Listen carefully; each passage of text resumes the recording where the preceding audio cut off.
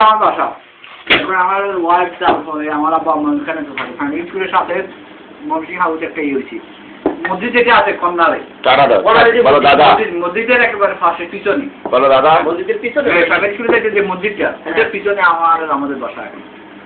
তাহলে আমি বলি মসজিদটা হচ্ছে এরপর কুড়ি কুড়িরে বাড়ি হয়ে যাবে। হ্যাঁ আমরা থাকি হলো এই জায়গায় থাকি, আমরা থাকি হলো ওই যে সরণিকা বিল্ডিং আছে না, এই রোডে কিন্তু সরণিকা একটা বিল্ডিং আছে, এটা মানুষের দল করে নিয়ে গেছে আমেরিকার এক লোকে, খ্রিস্টান লোকে, বাঙালি আর কি আমেরিকাতে থাকতো, ওই সবাই ভাড়া দিয়ে গেছে, এরা সব দল করে নিয়ে গেছে। কি ওই বানাইছে আর কি সরণিকা বিল্ডিং বলে বাপ্পা এই বিল্ডিংটা হচ্ছে অনেক পুরানো, মাম খাবে না বিল্ডিং এর নাম সরণিকা।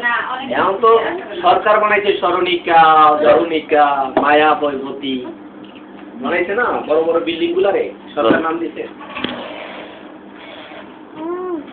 কি করো চাচু মানে চাচু কোথায়?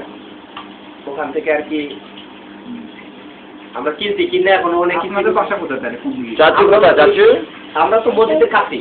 হ্যাঁ মসজিদে কোন মসজিদে চাচু কই? কি দিব মসজিদে কোন আমরা বলি একটু মসজিদরা আমরা কি বাবা জামু করে কি দিব? মেন রোড যেটা না বলো বাপ্পা দাও এখানে ভালো বেশি ভালো বেশি না দাদা এসে তো ভিতরে যাই একবারে। মামা কই? এই জানোয়ার গাড়ি